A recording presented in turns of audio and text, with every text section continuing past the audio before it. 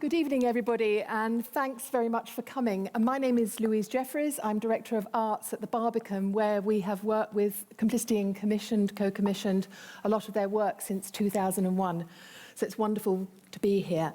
The format this evening will be that I will ask questions for about half an hour, and then the last 15 minutes there'll be an opportunity for you to ask nice, short, succinct questions. So, to start off with Judith and Simon, I just want to ask you very briefly to try and describe your relationship with each other, just by way of introducing each other. What is it that's made it work for so long, and what do you respect about what you bring to each other? Do you want to go first? We're married. Judith, you start then. Well, I should say that I saw a programme on the television. I had seen Complicity and Complicity's work live before I worked with the company, but then I saw Simon in a documentary on television, and I thought, wow, that company looks extraordinary. I want to work with them. I felt very, very strongly that that was going to be a job I was going to go for, and a job, by some strange serendipity, suddenly a job was advertised, and I thought, this is my dream come true. I applied for the job, and I was just reminding Simon that actually when I went for the interview, there was nobody there. Nobody had turned up to interview me, and I realized that they were unbelievably disorganized. So I thought, okay, I can see this is my calling. And I've just absolutely loved the work. And every time somebody says to me, do you think you should possibly think about doing something else in maybe with another theatre company, with another director, I kind of think, you know what, it just wouldn't be satisfying enough, because the work that Simon produces is really so extraordinary and so challenging. I really can't imagine working for anybody else. And I think if I didn't work with Simon and help him make his work, I would probably become a nurse or a gardener. I do something completely different. So, I mean, it's really simple for me. I just think his work's fantastic. So you better be nice back. Well, no, I mean, it's very simple for me, too, that we've now worked together for 20 years. But the work that we have made latterly together would not have happened without Judith. It's a completely it's not merely a question of producing work, but the fact that she has strange that we're talking about each other. It's very hard. I don't know how that question has got into this situation, but it is true. I mean, it's quite interesting, I suppose, from the point of view of what it means to be a producer, because the normal system, you have an artistic director who decides what they're going to do, and you work out a season, and then the producer goes away and produces it, but that's not the way it works here. I'm very slow, and I'm constantly saying that I don't want to do something, and Judith manages to help me get to a point where I can make something, which is a great deal more than producing. And it's a much more complex and interwoven relationship than it might be in other circumstances, where a producer comes in, does their job for 5 to 10 years, and then moves on to a better job. It's a very different kind of relationship. Well, let's go back to the beginning, which was the pre-Judith years, as it were. 1983, when the company started, I think, with 4 people from the Lecoq School, where you met at the Lecoq School, as I understand. Well, one not, yeah. One not, okay. What was the vision that you had? Why did the 4 of you get together, and what is it that you wanted to achieve? Well, initially, we simply wanted to make a show. And so we were going to make a show for a few months. And then that was going to be it. But then, as a consequence of that show, we were asked to apply for an Arts Council grant, and then we got one, and then suddenly we got another one, and then suddenly years go by, and you're a company. But the as it were, the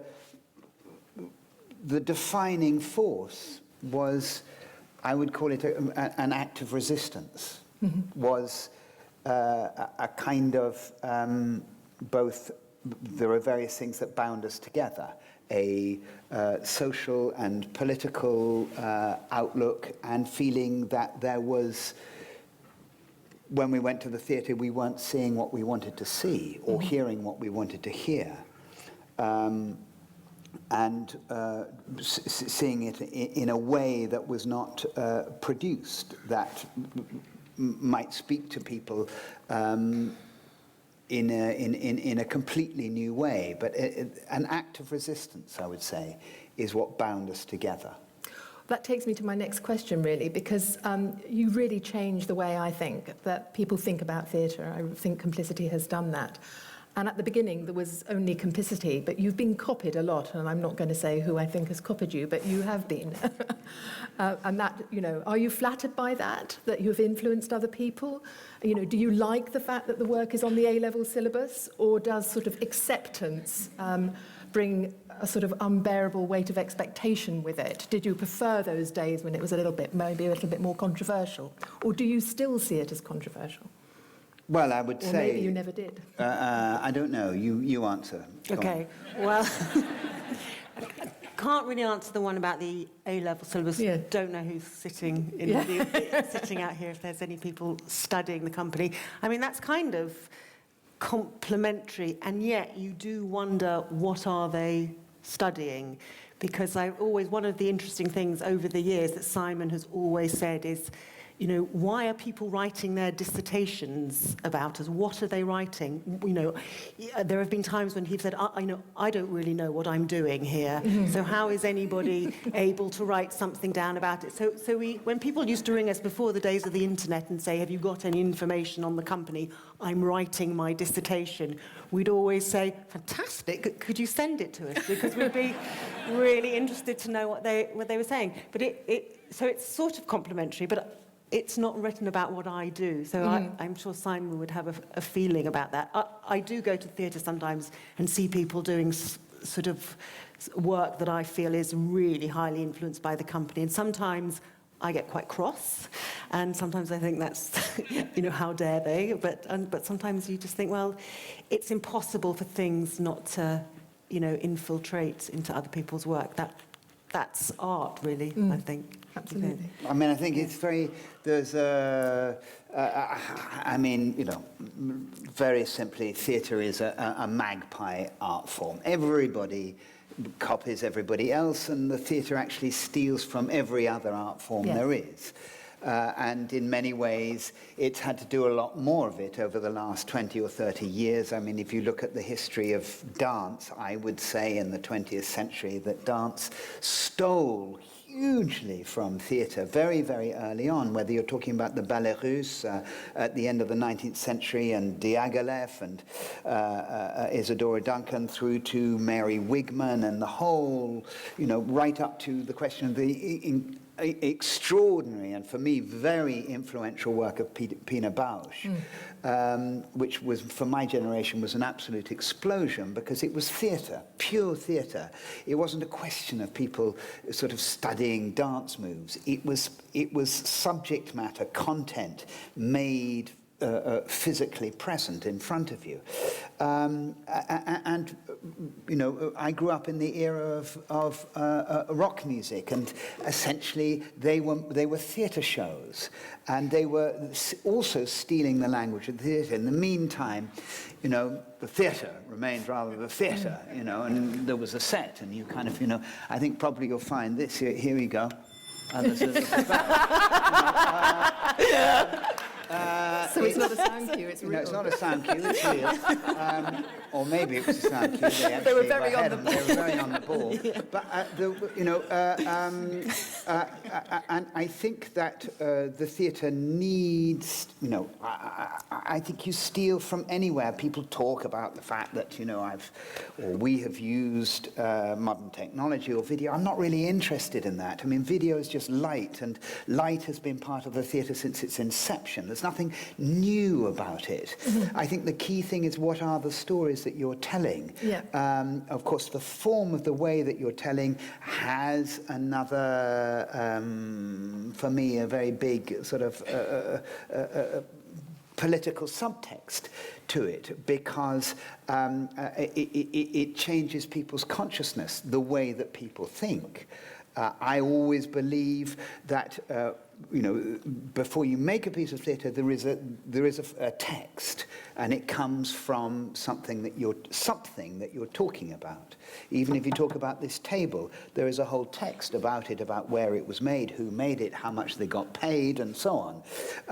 And that for me is fundamentally important. So there is a text, but the text is not merely the one of the words that are spoken. That is like, Peter Brook has talked about that being like a map. Mm-hmm. And of course, a play itself is not theatre.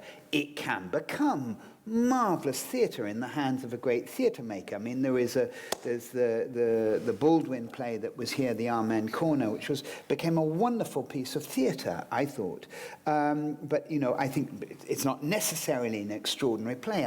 The Inspector Calls was not necessarily an incredible play. I've seen really boring productions of it. You go, Priestley is so boring, but Daldry made an extraordinary piece of theatre out. For God's sake, how many works of Shakespeare where we've come out and gone, well, Shakespeare's really overrated. That was, I was half asleep in the second half. Well, it's not, that is the map, but it's got to be taken and made into something. So what you see must be in relation to the words that you hear, and what you hear perhaps in terms of the sound or music underneath it, or the light that you see. These work like a musical score, and all these different elements form harmonies, and you can have just everything. It can be a wonderful thing which is just a melody. There is that kind of theatre too, but I suppose what interests me is the idea that you have an experience where you go away and somehow, unlike the television, which I would call perhaps a dilute experience, it's concentrated, and therefore it continues somehow to operate on you the further away you get from it. It continues to sort of infect you in some way, perhaps like a disease. There are things that you've seen and you think, I couldn't stand that, or I didn't understand it. And yet it does seep into your consciousness in the most extraordinary way. I remember seeing Tarkovsky as a young man, as an adolescent, and thinking, I don't get it. But then it's sort of seeping into my dream. Like Pina Bausch as well, in that respect. Exactly. Taking that a bit further and asking about, the influences, how you come up with a new project, because, you're working with play text sometimes, but novels sometimes, maths text and social science text, whatever. How do you develop a new project? Are you very focused, or are there a lot of ideas that you develop and then they sort of end up on the cutting room floor? Well, you can correct me, interrupt me. There's an idea, and then there's a fantastic team of people in the Complicity office, and we try and set up as much research and development around that idea. This is at the beginning, with as many interesting people that will be able to contribute to the start of a project. And Simon can work with them in various ways, either looking at a text with actors, cutting up the text, putting it on the floor. I can remember A Disappearing Number started exactly like that, with lots of photocopied bits of paper all cut out.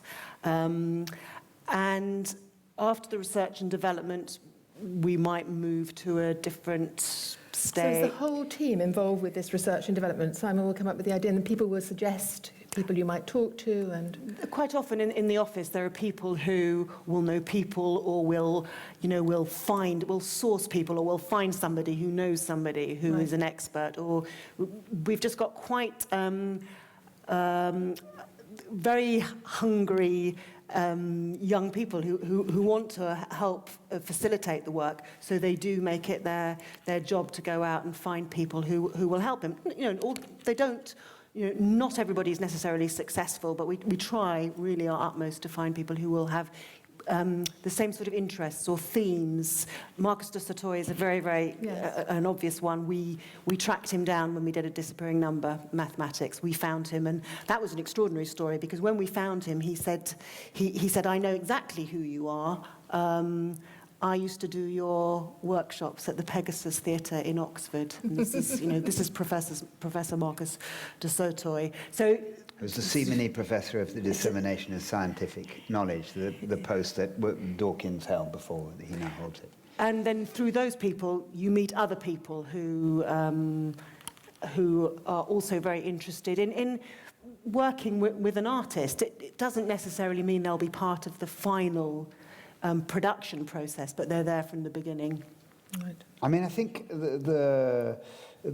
if you're making a film, you need to surround yourself, if you're the director of the film, with a lot of creative people. So you need a very creative director of photography who can be as important or more important than the director, and somebody who's working on the sound and the writer. It's a very strange thing, a film, and very odd that it should get made, but everybody is having a kind of a creative input. And I suppose on a much smaller scale, that's the case here, but the creativity reaches right, why we're sitting here together is that the creativity reaches right into the method of producing as well, or not the method, the production in all aspects of it. And in the room, you simply try to encourage everybody to feel free to participate in that process and to contribute ideas. So it's extremely, I mean, the way that I tend to work is extremely chaotic, and it's not for everybody. Some people like a much more structured sense, but you have to remember that each project is very, very different, and that the process is appropriate to that project. So here we're talking about a project which is a devised project, which starts from the fact that I was absolutely shit at mathematics at school, and I'm fascinated by the things that I was hopeless at, or that I know nothing about.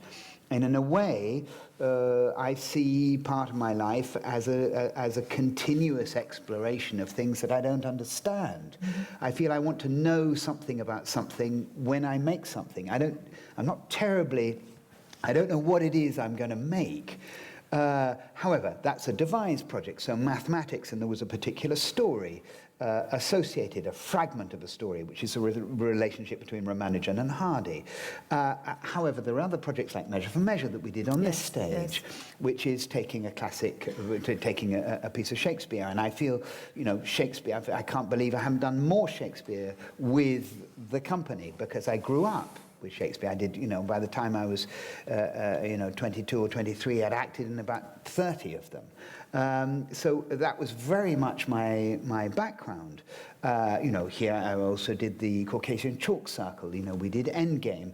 These are texts, and they're rehearsed or perhaps put up in a much more conventional way, or way that people would recognize anyway, even if we, tend to rehearse it in a way which is slightly, a way that I would say is apposite or appropriate for the, given the material and given the people who are in it. So, I mean, the piece that I did, in America with Al Pacino, the Arturo Ui, I had to sort of invent something to do with that, because nobody really quite knew the history of it, and a lot of them were very big film stars, and not all of them were sort of had been in the process of trying to create a company on stage, and I had to create a company. So you had to think of it in a whole different way. So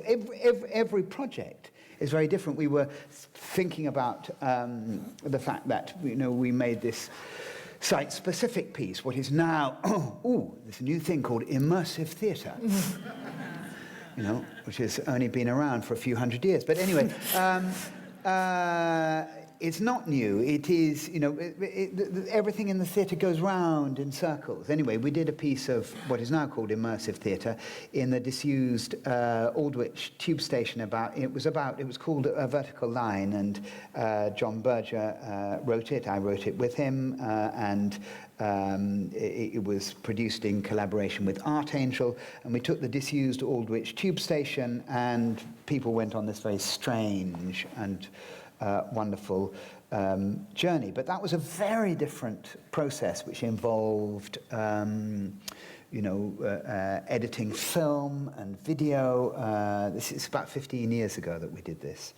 To, you know, pushing the limits of what you could do with sound underground and so on. So I was just sort of saying that every process is different. And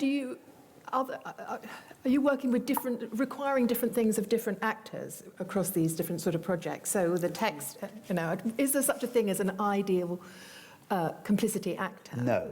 And different ones for different projects, or a divide, you know, an actor is an actor. Yeah. I mean, an actor is an actor. I work in film a lot and on television, and you've got to, you know, every director in film and television is completely different, and they work in a different way. I'm about to do a piece of television where I met the director this morning who said, I've got to have a lot of rehearsal with you, you know. And then there are ones where you walk on set and you've never even met the director or the other actors, and suddenly you're in the scene. And many times you've directed yourself, haven't you? You've been in pieces of work that you have directed, and you've been directing and acting. How I mean, do you that's find how that? I Do you find that? started. Yes. Because I started very much as an actor. And so I tried to feel my way into a piece, and that part of that process remains in what we do, in the sense that we put something on, we throw it in front of an audience, and then you see what sticks and what comes back. And then you take it back into the garage and you change it and you work on it. Very much as I have worked a lot with comedians and stand-up comics, and so has Judith from her early days when we were young. And that's the way that they work, and that's very much, that's also been part of my background. And so working from the inside is you almost like a musician. I mean, that's quite interesting, because I've worked with a string quartet, and a string quartet work like that, in the sense that they have no conductor, and so they choose and argue which pieces they're going to do, and then they have to feel their way into it, and they you know, if you ask any of the any quartet, they will always talk about you know, how it works in front of an audience, and then readjust accordingly. Yeah. Can I just say that what I think Simon is very able to do with actors is he's a great choreographer, so he can make a group of actors, an ensemble, really greater than anything I've ever seen anybody else do. You know, there's nobody that will stand out. They're all very, very equal. And I think that's quite an amazing gift to be able to do that. And I find it really fascinating that when he works with Japanese actors who, unbeknownst to us, have all come from different traditions of theatre. They're all very, very, very different, and probably wouldn't ever work together if it wasn't that Simon had brought them together. The ensemble that he can create there is really quite extraordinary. Yes, I agree with you, absolutely. So we're about to get the audience to answer questions, but just finally, before we do that, I just want you to talk about your international work, because this has been an international company really right from the beginning, and you've made work internationally, particularly in Japan and America. And I think, you know, if maybe you're influenced by international theatre makers, perhaps. So you mentioned Pina Bausch. So I think it would be really interesting to hear your take on that. Why have you always seen yourself as an international artist rather than as someone who's just based in this country? It's not terribly usual, actually, in this. There's not so many international companies based here. No. And you're the first, I think, British-based artist who was chosen for the Avignon Festival to be the Artiste overall. associé, yeah, I mean, it was Which is extraordinary. An amazing thing. For anybody who's in the audience who doesn't know, the last 12 years of the Avignon Festival, what they've done is they had two artistic directors who were not theatre directors, they were producers. And their idea was that they should every year take an artiste associé, an associate artist, with whom they had 2 or 3 years conversations. And as a consequence of those conversations, they created a festival. Yes. So it wasn't that it revolved only about their work, but it really meant that they were thinking through the ideas rather than going sort of international theatre supermarket shopping. I'll have half a kilo of Bob Wilson and so on. A bit of Lepage. A little bit of Lepage and and so on. But they and so it was a fascinating experience. But how should I mean? That brings up so many questions about the relationship of British theatre, I suppose, to other places in the world. The traditional export has been sometimes the National Theatre, some dance, I think of Deviate in particular, and various other companies, and traditionally the RSC has done its big sort of tours, it goes out and then comes back. But the majority of transnational, international work is this relationship with the United States. So stuff from the West End going to Broadway, stuff from Broadway coming to the West End, and that is the big relationship. It has been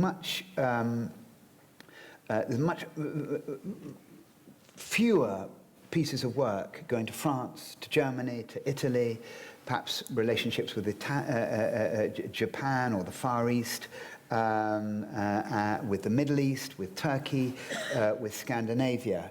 And I suppose right from the beginning, partly because I trained in Paris, and I never felt particularly English, I felt very happy and happier in some ways, working not just within the context of the English theatre.